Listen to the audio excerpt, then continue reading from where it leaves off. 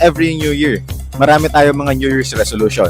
Pwedeng mga hobby, pwedeng magbabawas ng timbang, o di kaya naman sa mga habits nila. Siyempre, bilang mga Pilipino, isa tayo sa mga naging fan ni Manny Pacquiao. Sigurado, nahulaan nyo na kung ano yung hobby na yon. Pumunta ako sa YouTube Academy para tignan kung ano yung mga boxing workout. Pero nung tinitignan ko yung mga workout na yun, sinabi ko sa sarili ko na baka magkaroon pa ako ng mga self-inflicted na injury. Kaya naman, kumontak ako ng coach at ang sabi niya sa akin ay maghanda raw ako dahil meron daw 5 workout routine na gagawin sa workout namin. At ito yung 5 steps na yun. Warm up, shadow boxing, pads, heavy bag, at last but not the least, conditioning. Medyo kinakabahan ako dahil sa 5-part na workout routine na yun. Baka sa patatlong part pa lang, sumuko na kagad ako. Pero kilalanin muna natin yung coach na makakasama natin ngayon. At kung nakikita niyo yan nasa background ko, ayan yung coach na magtuturo sa atin ngayon. Yun ay kung mapapansin na nandito na tayo sa likod. At after ilang seconds, sa wakas. Coach. By the way, I'm Coach Edison. So I'm coaching for almost 7 years. I'm a certified trainer. Thus, recently, I'm studying boxing. I got my first fight noong December 22 amateur. Panalo. Ano naman pakiramdam nung unang panalo sa boxing? Siyempre, nakakapagod. Pero masaya. So ako, wala akong background o experience man lang sa boxing kasi basketball lang talaga nilalaro ko ng buhay ko eh. Pagka titignan mo ba ako, nasa itsura ka ba magiging boxer? Kasi hindi mo siya masasabi sa itsura eh. Hindi mo siya masasabi sa tindig. Natingin mo ba makakasurvive ako dun sa 5-part na workout natin? Ayun naman, kayang-kaya yan. Basketballista eh. Pag warm up, usually nagpo-promote lang ako ng blood flow doon sa mga muscle part na magagamit natin. Tingnan natin kung may increase ba yung blood flow ko sa warm-up na to. Nagawa ko tong warm-up na to. Nasa isip ko na napakadali naman ng warm-up na to. Pero hindi yun ang inaakala ko. Parang narinig yung mga butong natutunugan. Same. Next, front raises 15. Saan ka mararamdaman? Sa front delts. Okay. Warm-up pa lang to. So, 8, Last 5. 11. Okay, Parang nararamdaman ko lang dapat lang. Okay lang nakabend na konti. Tapos 5 basta pumuntay sa balikat. Ito okay lang may 1 dito. Ito. Mas na konti. 5 basta pumuntay sa balikat. Yan. Okay. Kaya nyo ito. 5 delts. Pangatlong warm-up pa lang tayo. Pero pakaramdam ko na talaga para naulilo pa rin dito. At unti-unti na ako nakakakita ng stars habang napikit ako. Bend over lateral. Para kang naka-deadlift form. Squeeze yung rear delts. Kahit di masyadong mataas, basta maramdaman mo na dito sa rear. Yan, balok ulit ng konti. Siko, ang iagis mo yung dumbbell sa gilid. Ramdam ko na talaga. Good. Last 5. Okay, good. And then push up. Parang tagal ko na. Huli ako nag-push up Doon pa lang sa patatlong warm up tayo. Hindi ko na natuloy agad na bilang. Ramdam ko na agad dito Parang feeling mo parang alay, di ba? Oo. Lalo ang mga ngalay dito. At tinuloy ko pa rin yung push up kahit na feeling ko ngalay na ako. Nyari na lang hindi ko nararamdaman yun sa balikat Okay, ko. good. Nice one. Next, para sa core, para sa pagbitaw natin. 8. 1, 2, 3, 8, 7, 6, 5. Yung boxing stance mo. Tama. Yan. Okay. Ito. Taas ng konti siko. Pantay sa balikat. Okay. Tapos gawin ng konti lang. Yan. Kasi ganyan ka magbibitaw na ko. Ganyan ka. Okay, good. Akala ko 2 hanggang 3 lang yung warm up pero naging 5 warm up bago pa kami mag-umpisa ng shadow Okay boxing. na. Pwede ka na mag-start ng shadow box. Ang duration ay 3 minutes. Paano ba mag-shadow boxing? Kasi nakikita ko lang siya usually sa mga montage ni Pacquiao Hindi ka randomly talaga nagbibitaw ng punches ka, nang hula ka ng susunod na suntok. Kaya sa shadow, kasi may imagine kang shadow na opponent mo, may depensa pa rin. Kaya nagsislip ka, nagdadak ka, kaya ka nagbabak, paano kumounter ng mabilis. So parang sa basketball, nag-shooting ka ganun? Parang ganun. Parang nag-shooting ka walang bola? Boxing stance pa rin, kasi hindi masyadong malayo. Dito lang, tip to, kasi ito yung mag-serve as spring mo.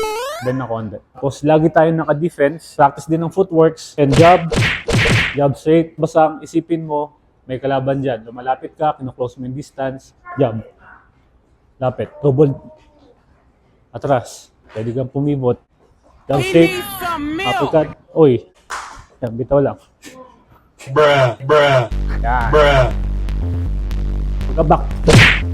Back. Pwede kang maglagay ng duck. At this point talagang sinusunod ko na lang kung ano yung sinasabi sa akin ni coach. Pero ang ganda pala na itong tingnan kapag ka nasa slow motion na. Ano rin, umatras yung kalaban mo. Gagawin mo, post the gap. Step forward, jump. At dahil nga 3 minutes ang isang round ng shadow boxing, sa bandang dulong part na to, hindi lang balikat yung nararamdaman ko, kundi yung pareho kong calves. As depensa. Parang pakiramdam ko yung ako na si Tyson. Pero ngayong taon, Pero panigurado, 1% lang ako ni Mike Tyson o baka 0.001 pa nga eh. Yung isang round ng shadow boxing. nararamdaman ko siya. Dito.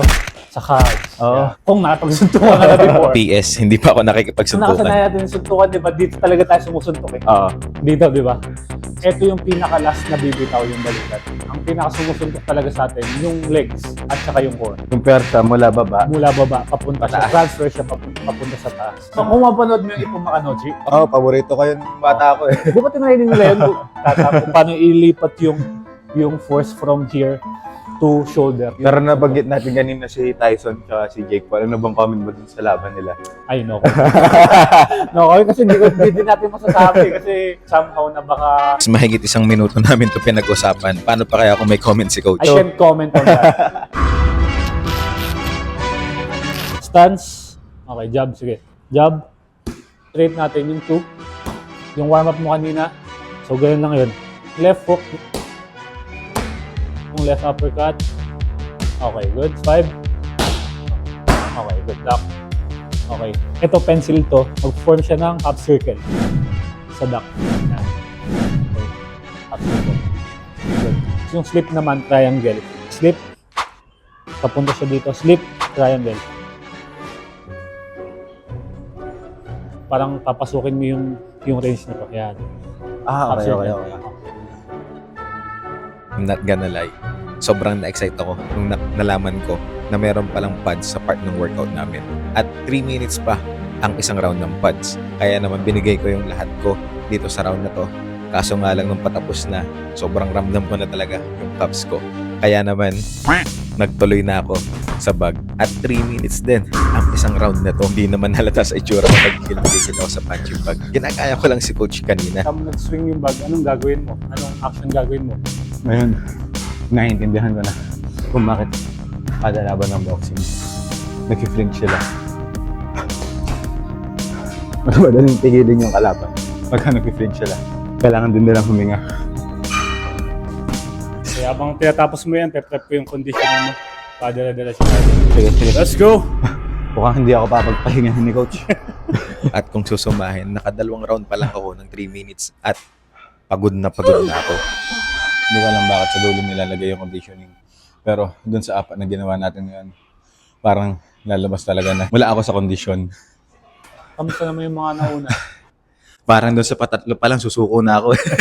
Parang magsusuko na talaga ako. Yan. Pero bakit sa dulo yung conditioning? Para ma-improve natin yung mga lock natin dun sa observation. Additional stamina kasi circuit type to. So, eto, yung una natin, parang shoulder presses siya, parang imitate niya yung straight tsaka yung jab mo. Ito yung nagturo sa akin or magtuturo sa'yo paano mo may transfer ng maayos yung force legs or the shoulder. Hawak mo siya dito sa balikat, malapit sa balikat mo, boxing stance pa rin, sa likod yung right leg. Lagi tayong naka-defense pa rin para masala tayo naka-depensa. Bitaw ng legs, core, tapos balikat. Parang itatapon mo lang yung weight. Diretso, kung kaya. Kabila, ganun din. Switch lang yung stance. Defense pa rin. Relax lang. Next, slam ball. So, kunin mo siya gamit yung legs. Tapos pagdating sa taas, babalibag mo siya with your core. With. Hindi ko sabing lahat sa core. Gamitin mo yung core. From here.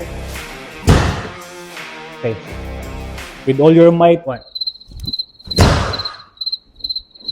Left and right. At this point, akala ko, ito na yung last part ng conditioning.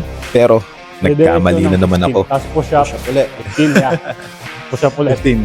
Sa makatulong kasi sa punches na jump squat. Sa legs. Sa legs. Tapos calves. Kahit umangat lang, okay na. Bale lang. 1, 2, 3, 5. 5. O nga, Kasama yung kasama pala yung push-up. Lagi ko nakakalimutan yung push-up. Ayaw mo mag-push up ha. Usually, pag nagpapakonditioning ako, 3 rounds. After nung maginawa nyo kanina, Kung hanggang saan yung kakayanin. ipupush ko. Bantayan. Okay, bitaw. Overhead. Okay. Okay. Tulak ko pa ng konti ito. Yun. Tinumpisahan ko na nga yung first round ng conditioning circuit. Naakala ko magiging madali lang. Pero habang patagal ng patagal at padami ng padami yung workout na ginagawa ko, ay unti-unti na rin humihina yung pagbato ko.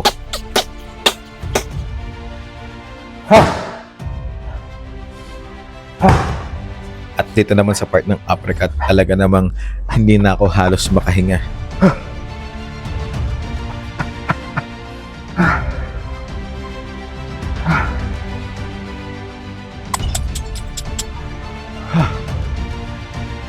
May push up pa nga pala at jump squat.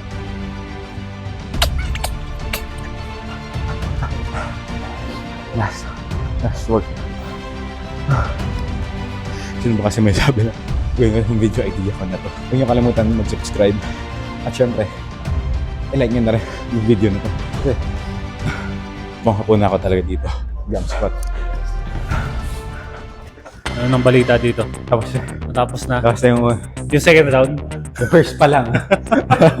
Nice. Kamusta? Una, iniisip ko, bakit sa dulo yung conditioning? Oh. Pero, nung ginawa ko na siya, parang sense. nagme-make sense naman. Gandang warm-up eh. Oo, hindi nga. Ito pa lang, ubus na. Hindi ka na makakasuntok. Kaya pa? Kaya pa ng isa. Sige. Pero pagka tumatlo pa ako, baka last video na kagad to. Tuloy ko na nga yung pangalawang round kahit na medyo pinag-iisipan ko pa kanina. Sobrang dami na nang ginawa natin na workout. Mahigit pa sa 5 yung ginawa natin kanina. At this point, lalo ako napapabilib kay Manny Pacquiao dahil araw-araw niyang ginagawa yung mga workout na to. Pero panigurado, meron pa tayong mga hindi nagawa at bukod doon, yung determinasyon at discipline ng diet. Ayos naman yung performance natin na you gave your best naman. Kita ko naman yun. And, ayun, mabilis ka naman matuto. Mabilis ka din mag-adjust dun sa mga form. Yung program kasi natin, gina-adjust naman yung workout o yung program based dun sa kakayanan mo ngayong araw. So, syempre, after this workout, lalakas yung cardio mo, lalakas yung katawan mo. And huwag niyo kalimutan mag-subscribe kung natuwa kayo na makita ko na mahirapan. See you on the next video. Subscribe. And na-realize ko after gawin tong video na to, meron pa tayo mga hobby na pwedeng gawin kahit anong edad pa yan at wag lang tayo mag-stick sa mga bagay na alam natin.